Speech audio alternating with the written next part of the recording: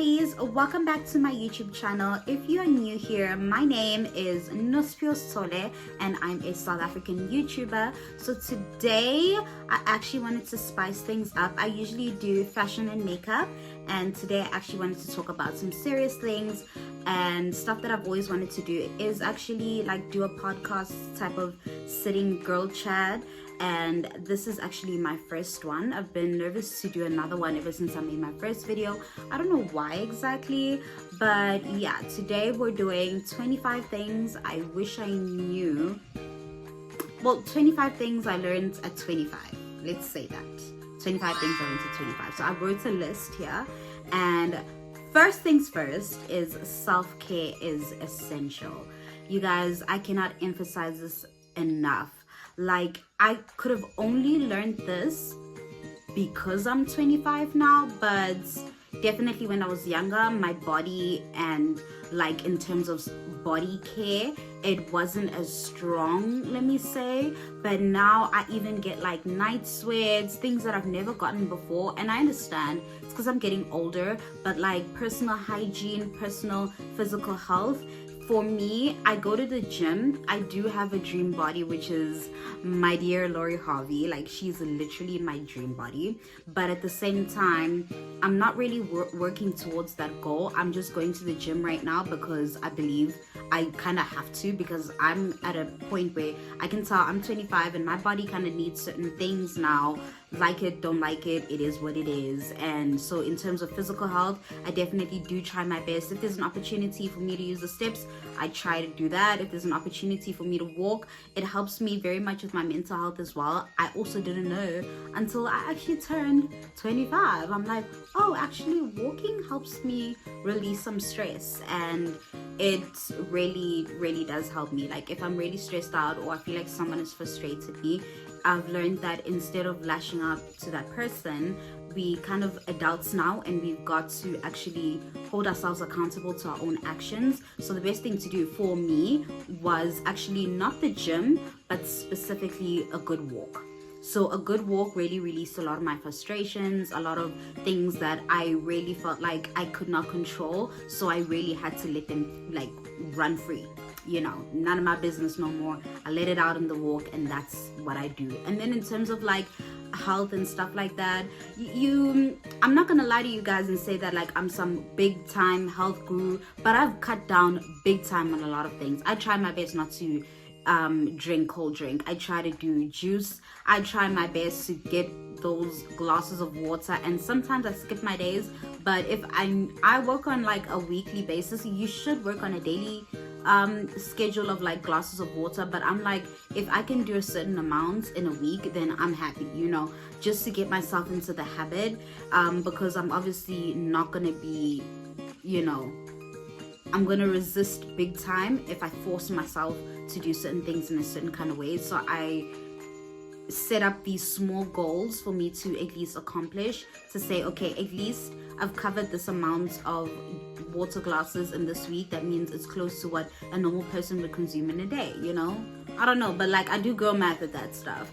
But even bread, certain things that like you think they're like cutesy things, or like, oh, you're trying to lose weight, but actually no. I'm noticing even gut health, like it's so crazy. The older you get, the more your body doesn't do what it used to do back in the day. So you really got to keep that fresh food on, fruits on. So I really don't like vegetables. I put them in my food, like my dinner, so that I just make sure I have it in there, because I don't live with my mom anymore. I don't live with my dad anymore. And it's like, I actually have to take care of myself. Otherwise, I'm actually sabotaging my own self, which is actually mentally, it doesn't make sense, you know. So yeah, so when it comes to that, that's what I've chosen. And then it comes, failures are part of growth. So these are not in any particular order, but it's just certain things that I found were very meaningful to me.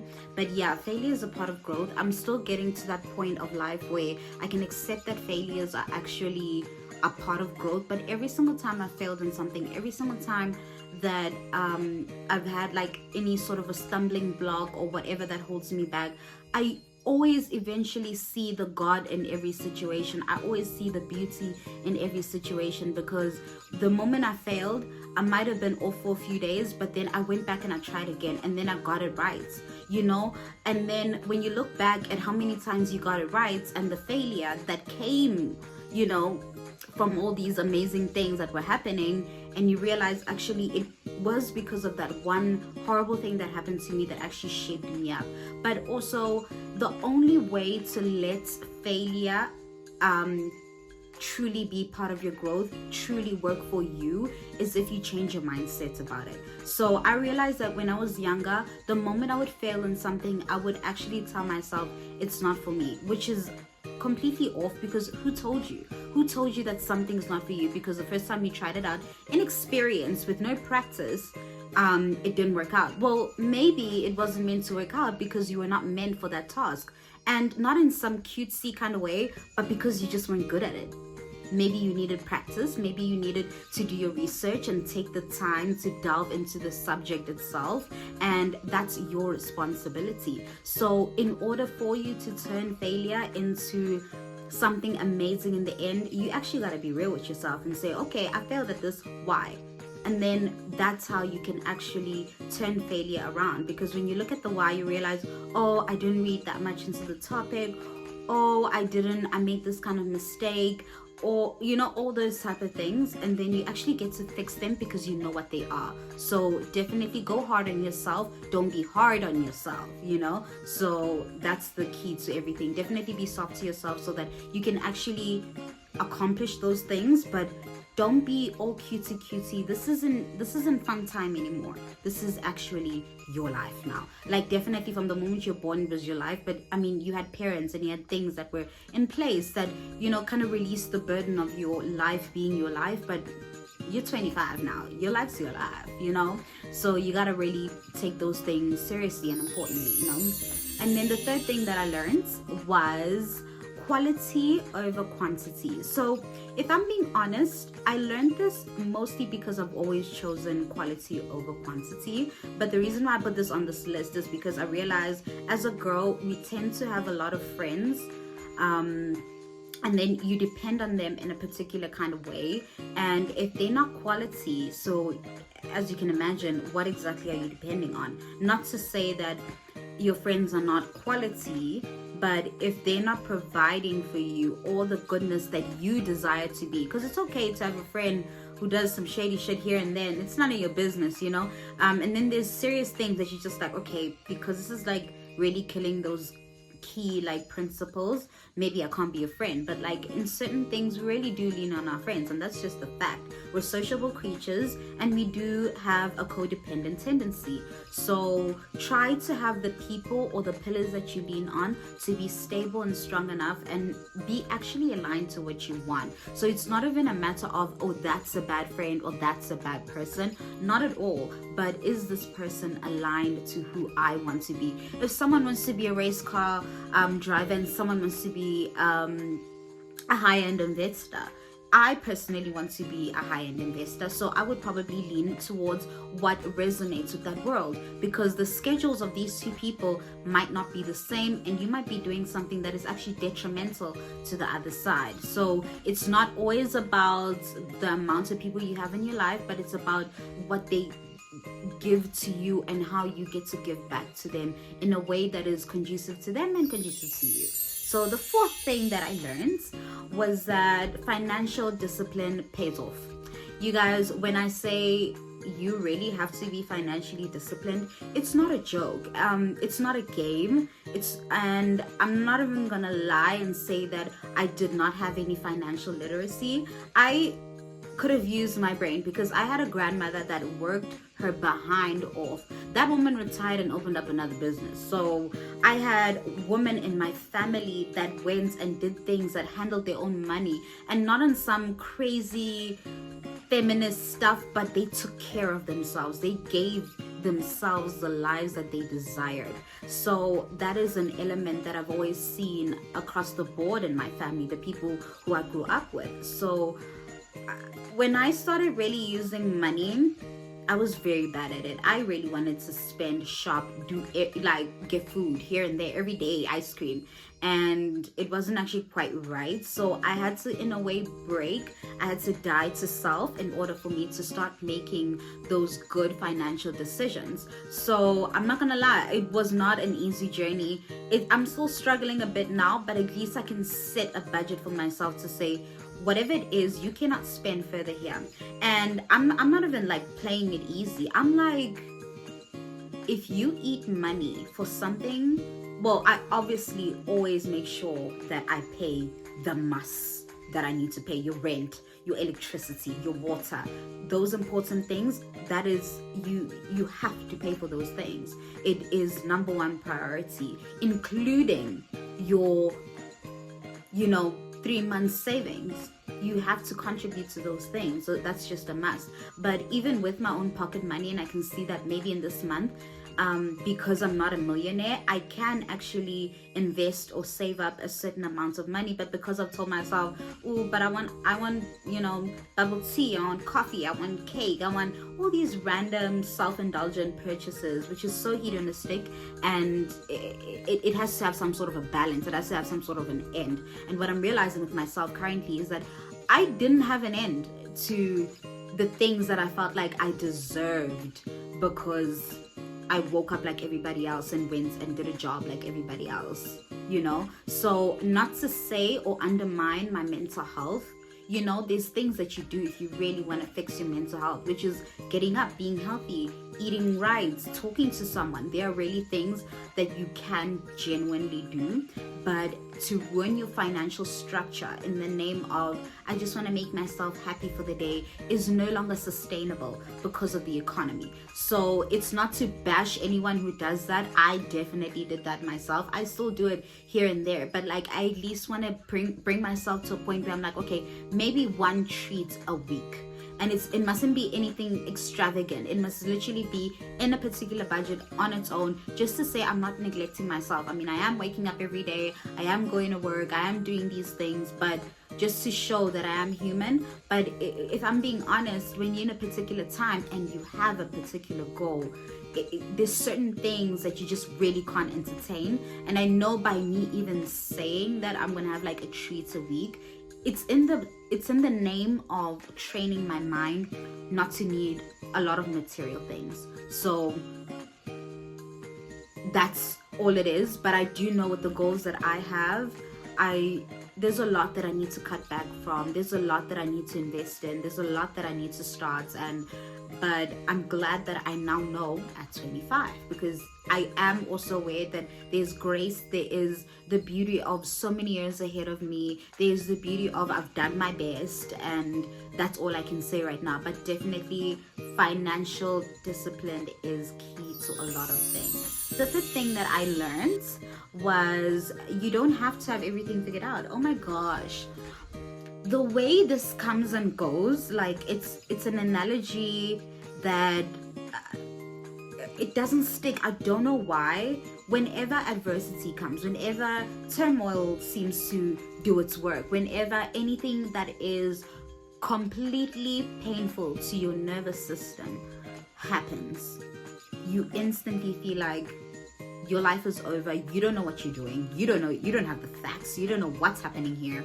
And I won't lie, I'm like a very hard on myself kind of girl. So I will go into depth as to, well, you've got 5 more hours of the day. And it's like, not even 5 more hours. You've got 3 more hours of the day, and it's like 10 o'clock. Figure something else out. Yeah, you just finished coming from a job, and yes, you just shot a video and edited it and tried to make it as spicy as you can in edits and do voiceovers and create new ideas and scripts for new content. But you can still figure it out. You're young, you can do it, and I know I can. That's just me though. To me, other people can't run like that, and that's okay. But to always like be hard on yourself when something hard comes is something that I've been really trying to let stick in my heart and even in my mind, so that I don't have to go through certain things as if they were big mountains when there will probably be small little puddles, so there's many things that you can do. I just learned about breathing it out, and it really helps you out. Like, I was in resistance of it. I don't know why. Looking back at how resisting I was of the breathing technique, it feels like when people say therapy doesn't work for me, so, and I gave it a try, and I'm not gonna lie, hands down, it is amazing. The whole breathe it in, and then in with your nose, out with your mouth, slowly, 5 times or 3 times, or as many times as you feel you need it. It's important because we love thyself, we love the body, so yeah. So the 6th thing I learned was that comparison is a thief of joy. So I'm going to be real. There is a group of people who can really have the comparison mind to a point where they even max out their credit cards because they want to live a certain lifestyle that someone else is living. That is completely not okay. I'm not going to sugarcoat it. It's not fine. Definitely seek counsel, talk to people who are there for you. You can find help. Things like that are not an issue. They can really be solved. So if you are those kind of people, definitely I'm sending love to you, and I'm saying there is light at the end of the tunnel, and it's okay. You're gonna be okay. You're not murdering anyone, but you are harming yourself. And that, for me, as a girl, as a baddie, as someone who loves people, it's not okay. I go the extra mile to let people know that love is definitely the only thing that you should be living off right now. But for myself, comparison wasn't as loud, but it was in the little things. I would find myself maybe off for like a few minutes because I saw something that I really wanted that some celebrity in Norway has, like, which is, again, not okay, but it's something that truly was happening. So I really didn't want that in my life, and I was like, I know it's happening, it's okay, because I want to fix it and I'm aware of it. So I just worked very hard on like gratitude. I wrote in my journal. I focused my time more on Jesus and God, and I got to learn my new identity. I got to really learn how to be grateful for certain things, even the bad stuff. That's how good being grateful for the things that you have in your life can work out for you. So the 7th thing that I learned was it's okay to ask for help. Oh my God, if I could tell you how fearful I was of asking for help. I don't know what it is, but there's just was a part in me that I felt like it is my whole identity. This one thing that I'm going to be requesting for, not that I'm like, I don't have it together. I probably just need help with this one, probably small area. And I will feel like that means I've messed up the whole project. I cannot do this. I am not equipped. I am not the one. And I'm just not it for this task. And that made me feel like less competent to do anything. So I really felt like, okay, I need to stop like being so guarded up, and it's okay to ask for help, because also it's the only way I can improve. Because if I am at a standstill, it means I don't know. So me refusing to ask for help means I'm accepting the fact that I just won't know. And that it really rubbed me off the wrong way. It didn't sit well with me. So I let my guard down, and I really started to look at the people around me, look at how good other people were at their particular fields of work, and really see them in their lights and really appreciate it in that kind of way, because I knew, interesting, I can ask you about this and you can tell me so much, and I will know so much, and it's beautiful for me. So yeah, that definitely, asking for help is key. You can ask for help. It doesn't mean you're damaged, messed up, a failure, or whatever. You got this. You have to ask for help, because you do not know everything on this God's earth. Okay, so yeah. The 8th thing that I learned is that time is your most valuable asset. So I learned this because I realized how much time I was spending through scrolling through Netflix. The fact that I was even downloading shows, and in a way, these shows weren't even aligned to anything in my life. These shows were completely time wasters. It's okay to reward yourself with enjoyment, a good time. That's okay.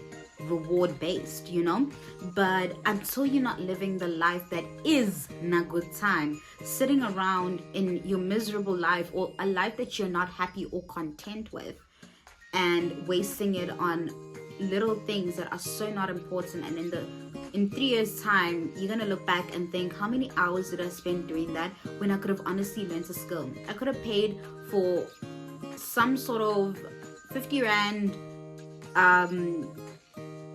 what are these things called, online class, whatever, and actually got an education on something that could maybe one step better what I'm doing, so it just respect your time, because it really is your time. So the same way you can go and say, this boy isn't respecting my time, he's not respecting me, he's not, but are you respecting your time? Because I'm pretty sure he wouldn't even be around if you were respecting your time. So at the end of the day, it's all your fault, it's all your problem, it's all your table that you need to sort out and you need to make clean, because you gotta live with that baby girl and you need to be happy.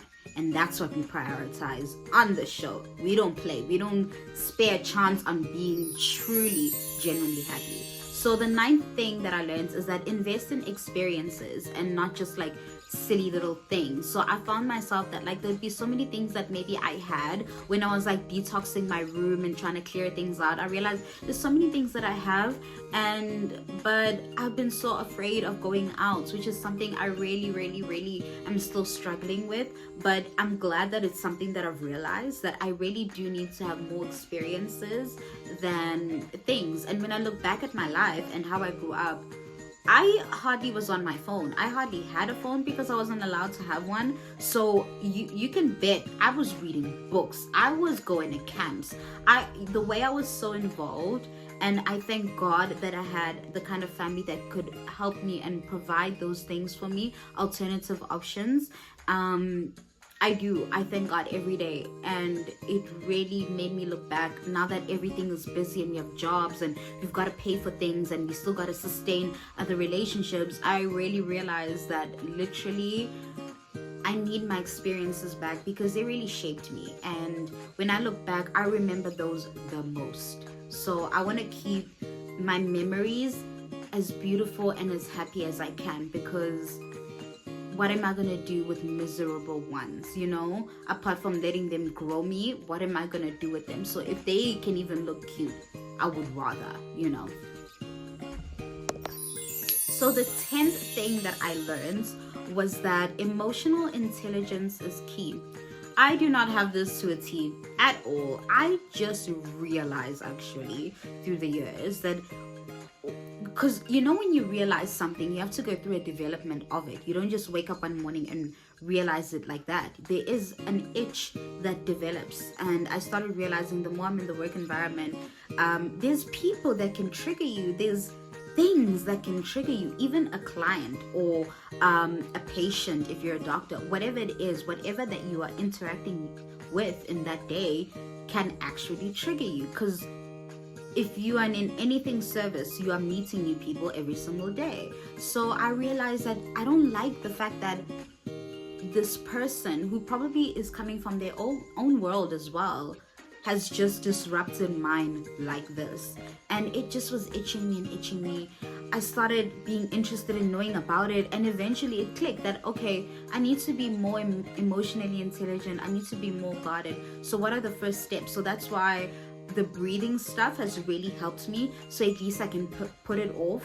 And I watched this movie called Inside Out, and there's a part 2 to it, and it talks about how every moment, every memory shapes literally everything that you do. So you can even learn to just watch your memories.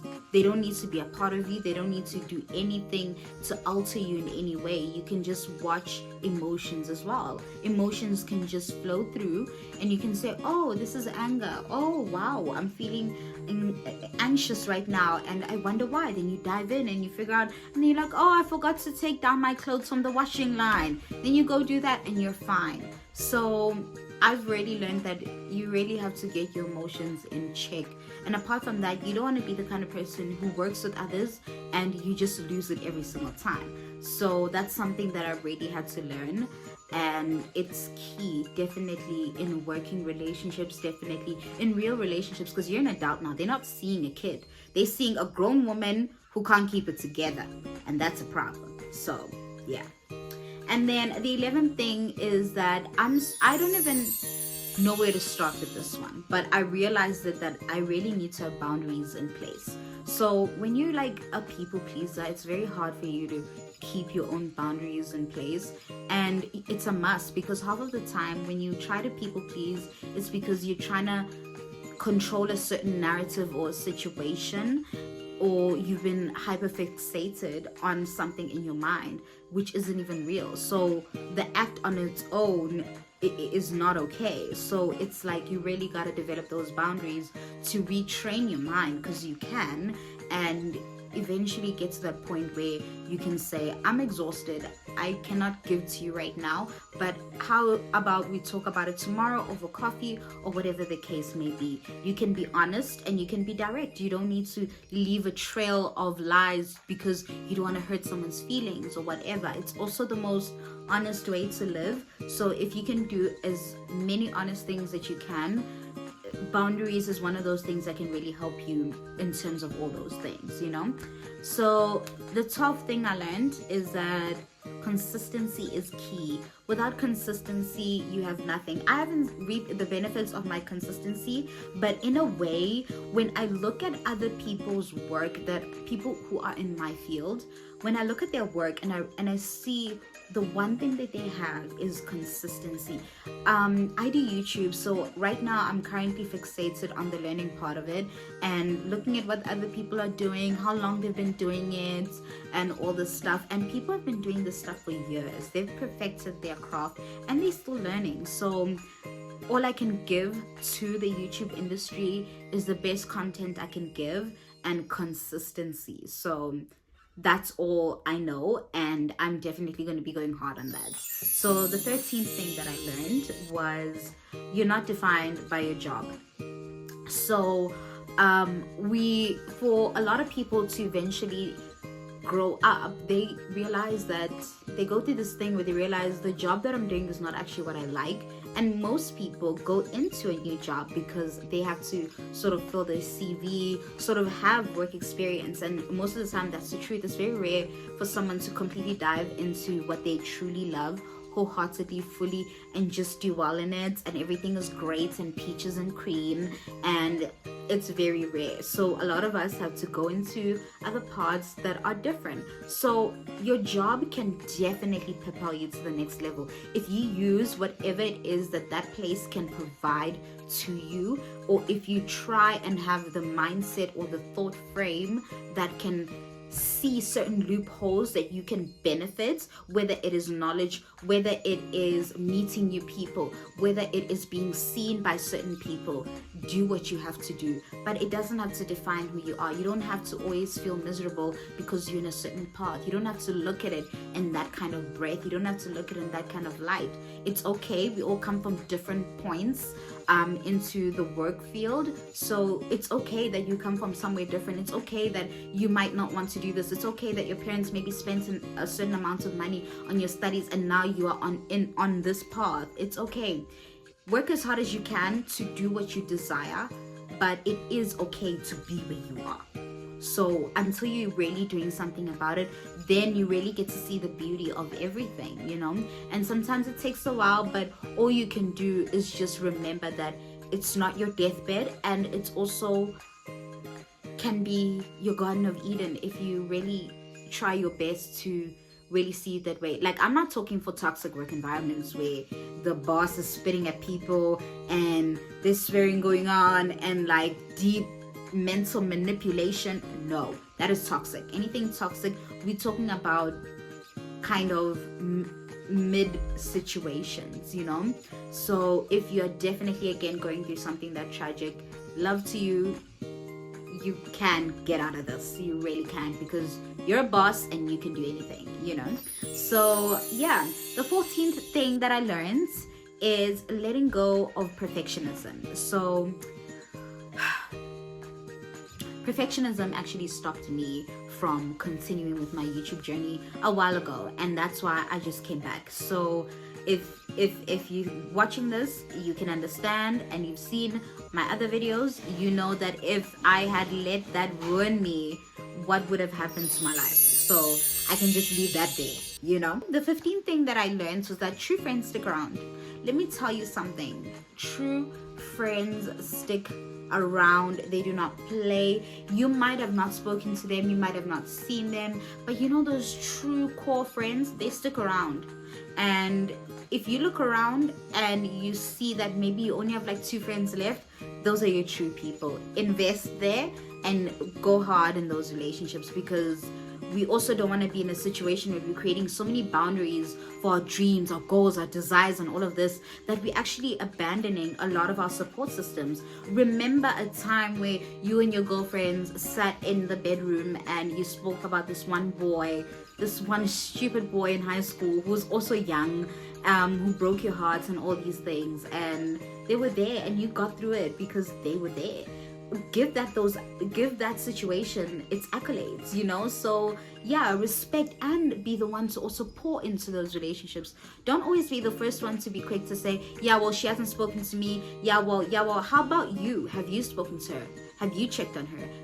Don't be too quick in your own head. And let's say you did check on her. Let's say her grandmother was dying, and even if you were doing something at that point in life, nothing was being received. You don't know, you know. So definitely there's responsibility and ownership for everything. Even the friend should definitely reach out and say, I'm going through something, if they don't want to talk about it. But it's also okay to be the vulnerable one and say, it's okay, or it's okay, friend, you messed up. Or if the other person is saying, I'm so sorry about that, it's okay to look at your friendship and say, we had something real. And it's okay to say, okay, you messed up, and that's okay, I needed you at that time, or I couldn't get you at that time because you were also going through something. Because it's not always flowers and rainbows or rain and flowers here. Sometimes it's rain and rain on both ends. So it's okay to hold to those good relationships, those healthy ones, those ones that pour into you and you just can fully pour into them. So yeah, that's a big one.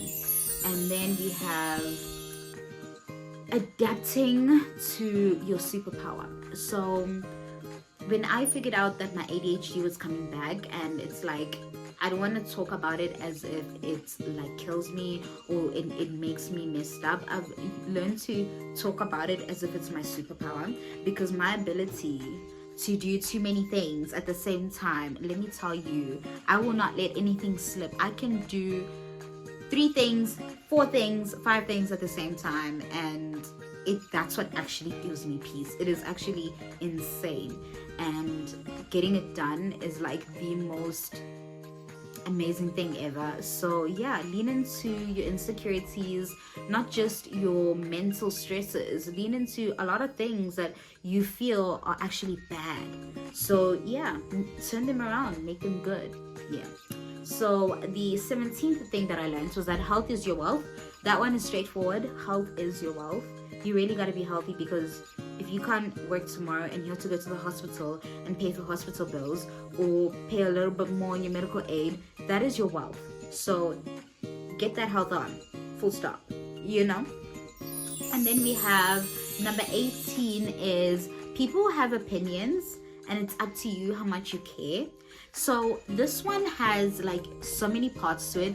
It's up to you how much you care. It's up to you how much you want to give your time to the topic.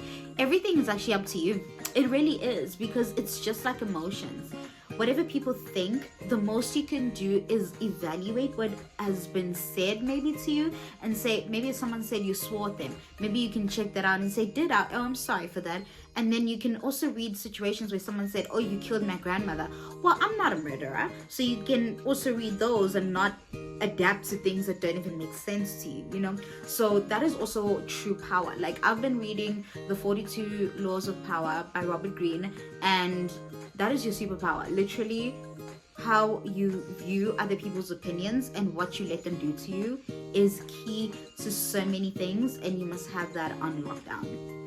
So the 19th thing that I learned was that gratitude changes everything. Not only does it help with the other things that I spoke about, but most of the time we spend our times in our minds. So the best you can do is just like your bedroom, you clean it, you make it smell fresh, you put candles, you put diffusers, you even make sure to put a bit of air freshener patches everywhere. So just like your room, your mind must also be the same thing. Fill it with the best and the most prettiest things that you can fill it with.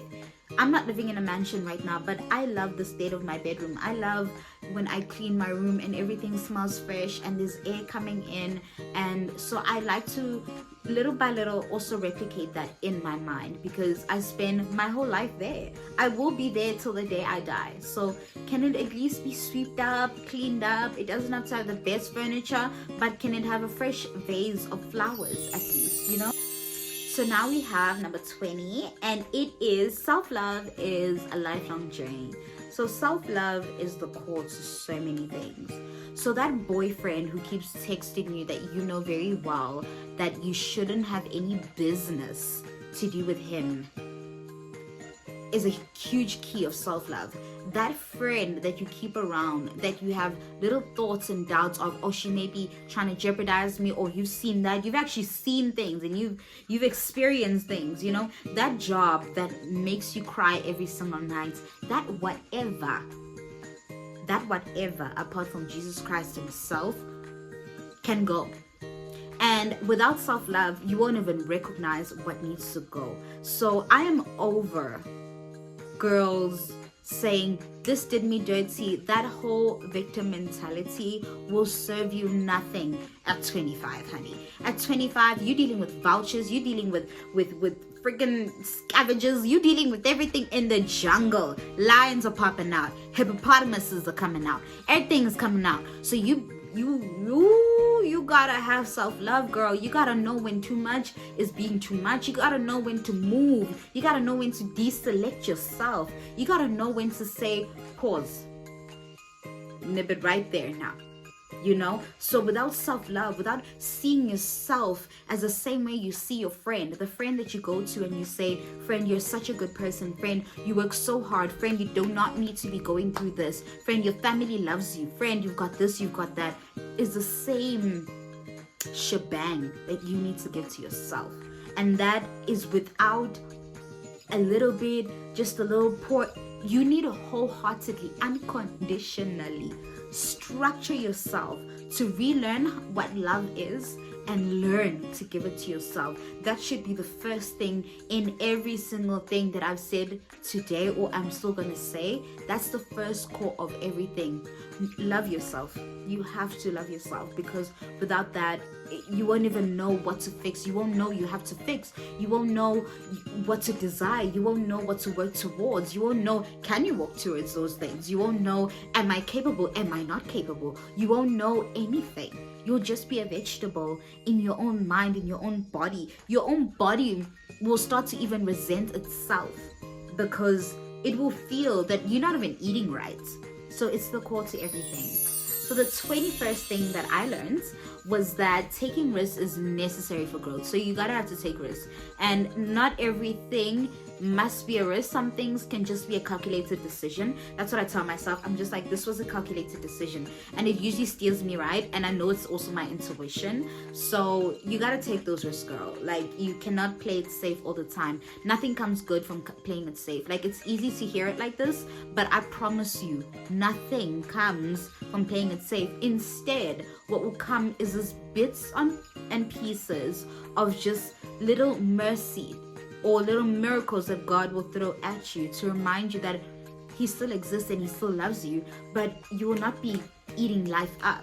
So we want to be eating life up. So yeah, take those risks. Be smart, be calculated. Don't just jump into certain things. Also read, do your due diligence, find out, ask a guy. You better ask somebody, So yeah, the 22nd thing I learned was that you can't please everyone. You guys, you literally cannot please everyone. You will literally have an aunt, and I'm not even talking about extreme things like the fact that I do YouTube and there's many people who come to me with ideas.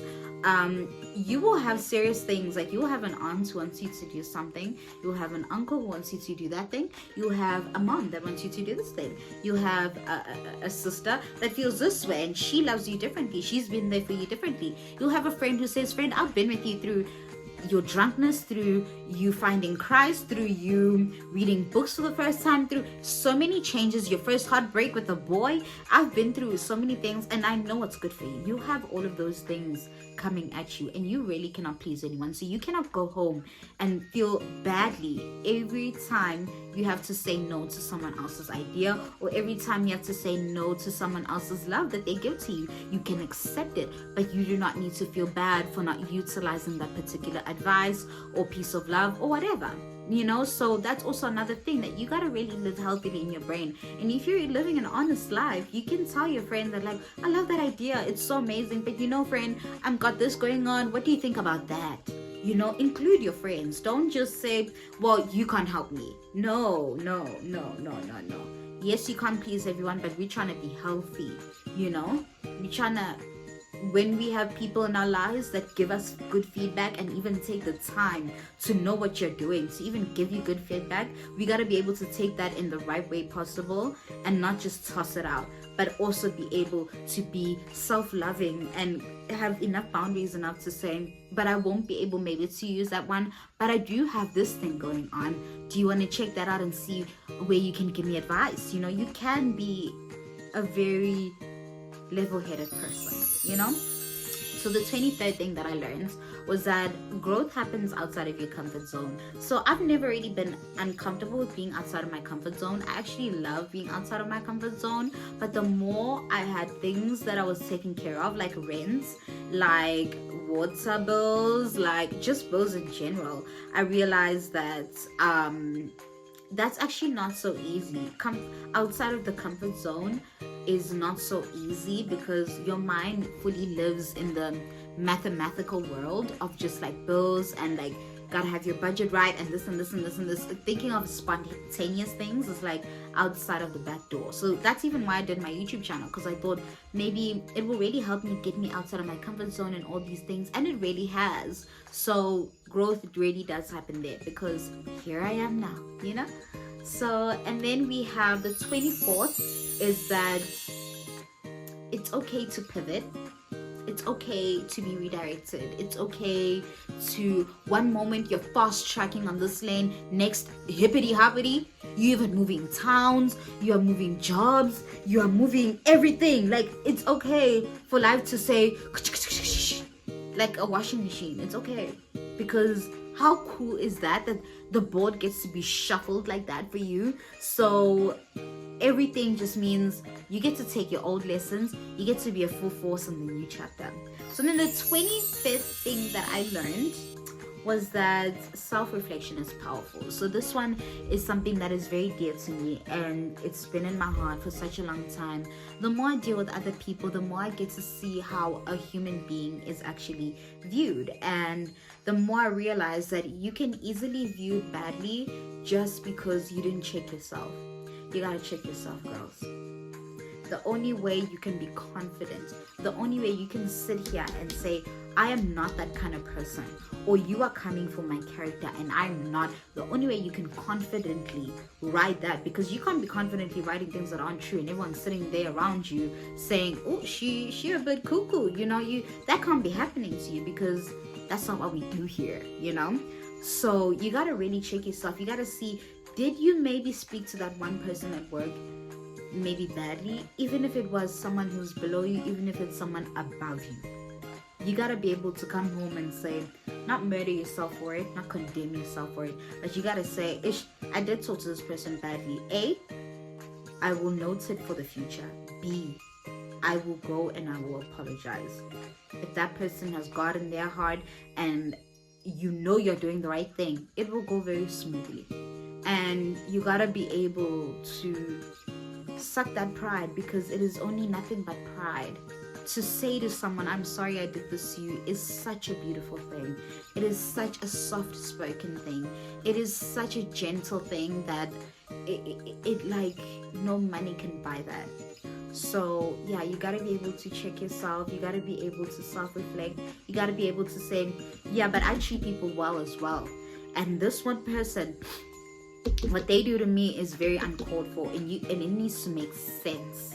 So with self-reflection, you'll be able to even move accordingly, in the future. Or you'll be even able to say, okay, I have this one worker, or I have this one person that I do sports with, or whatever, or friend, and they're a bit crooks on this one area or this one department. So when it comes to this, I'm gonna just cool it because maybe they like that.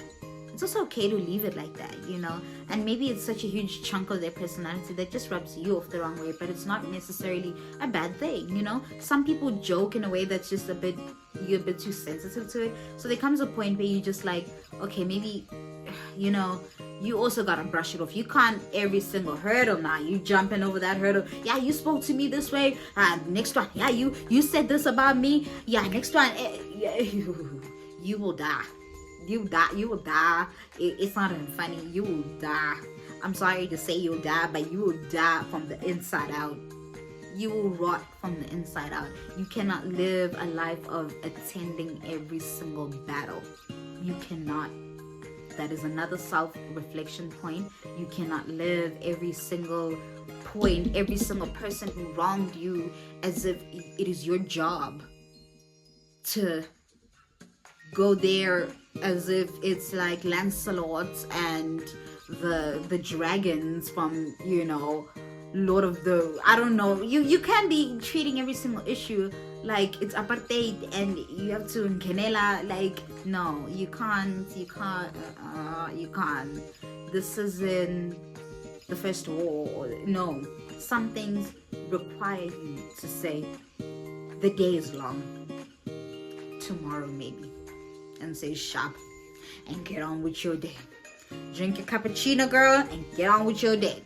So those are the 25 things that I've learned at 25, and I hope they are helpful to you guys.